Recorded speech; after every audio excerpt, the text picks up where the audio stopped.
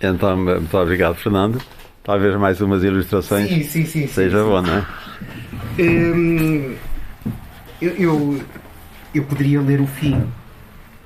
E vocês ficavam com o fim e já sabiam como é que era. Não convém. Pronto, portanto eu não posso ler o fim, ainda que também tenha que saudar-vos a vocês, porque vieram, está um tempo horrível. E vieram saber que daqui a 200 anos, afinal, estamos todos divorciados. Pronto, mas não vos posso dar o fim. Tá bem? Depois vocês iam saber quem é que mata quem. É uma chatice. Mas leio-vos uma coisa sobre o Facebook. Porque há uma coisa curiosa aqui sobre a mostra e a visão do Fernando Venâncio. Não estou aqui como erudito, estou aqui só como voz companheira, mas ele serve-se de leituras de jornais, serve-se de leituras de literatura de ficção e de poesia, e serve-se muito também daqui de um testemunho, de uma postura no Facebook. Isto aqui é um cruzamento muito interessante e muito quase coloquial, e também é uma interação científica com o mundo, uma interação de um cientista com o mundo. E isso aí é muito bom, é muito curioso. Então, aqui, mais para o fim, quase no fim, diz aqui o autor, um post no Facebook. Publiquei no Facebook, a 3 de agosto de 2020, o seguinte post. Uma pessoa diria que, em português, a colocação dos pronomes eram favas contadas. Isto tanto entre nós, portugueses, como em usos brasileiros. Pois bem, este vosso humilde servidor, mais o seu amigo Fernando Gomes, foram, durante o ano de 2019 e no que já vai deste, colecionando provas em contrário. Ou seja, que nisto da colocação dos clíticos, depois o autor explica o que é. Tanto no Brasil como em Portugal reina uma balbúrdia das antigas. As citações que se seguem demonstram-nos. Nelas se forneceu informação da fonte, quando pública, e silenciou-se a origem pessoal, não raro, rastreável aqui no Facebook, e em alguns muito queridos amigos. E se os jornais Público e Expresso foram aqui particularmente crucificados, isso só significa que são aqueles que os dois denunciantes mais leem, portanto, os melhores de todos. Como se verá, dá-se uma generalizada fuga à próclise, a colocação do pronome antes do verbo, sentida pelos vistos como errada, ou a evitar a enclise, a colocação do pronome depois do verbo, parece ser associada a bom português. Isto dedicado ao grande gramático brasileiro Marcos Bagno, a quem me mantenho informado do quão interessante é a expressão deste lado do Atlântico. Quanto ao mais, poupem-nos os ais e uis, que lá se nos vai pelo cano do esgoto a língua portuguesa. Não vai nada. Há sim, aqui e ali, umas amalgadelas. Mas a maioria dos falantes são, e hão de ser sempre, uns ótimos bate-chapas. É próclise. Está errado! Esta seria a voz daquela senhora, mas eu não consigo. Desde então, estas minhas certezas vêm sendo abaladas. É que essa sintaxe manifestamente estranha ao português europeu tem-se crescentemente visto adotada entre nós. Um exemplo recente.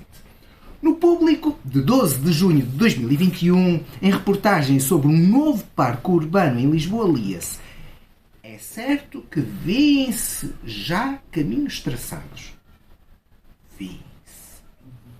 Influência brasileira? Uma tomada do bastião pela calada? Hesito em afirmá-lo, mas os dados tornam cada vez mais premente uma explicação. Observemos primeiro algumas ocorrências brasileiras, entre muitas, que anotei. Brasil. Não foi à toa que a Casa de Rui reeditou-a toda. Se em uma empresa privada abre-se uma oportunidade para gerentes de um setor, o que faz a direção desta companhia?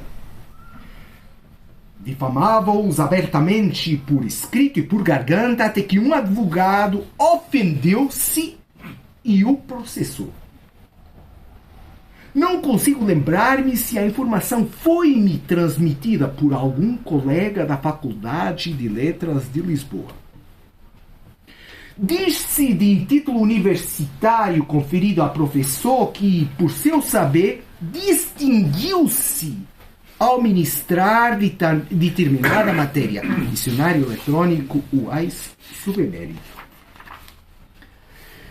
É atribuída ao fato de uma secretária da organização profissional citar ter dito em 1931 que a estatueta lembrava-lhe o seu tio Oscar. Dicionário eletrônico UAIS sub-Oscar. Pode-se confiar, também vou me entregar. Canção brasileira. Conclui-se que Gladstone Chaves de Melo dedicou-se a conservar os traços linguísticos entre Brasil e Portugal. Lamentou a revogação de sua portaria e afirmou que trata-se de mais uma demonstração. E etc, e etc. Esta minha intervenção no Facebook originou 86 comentários. O primeiro chegou-me de Marcos Bagno. Escreveu o célebre gramático brasileiro, que reproduzirei com pronúncia brasileira, mas o mais respeitosa possível. Há pessoas que não merecem pronúncia respeitosa, independentemente de serem portugueses ou brasileiros. Obrigado pela generosa referência.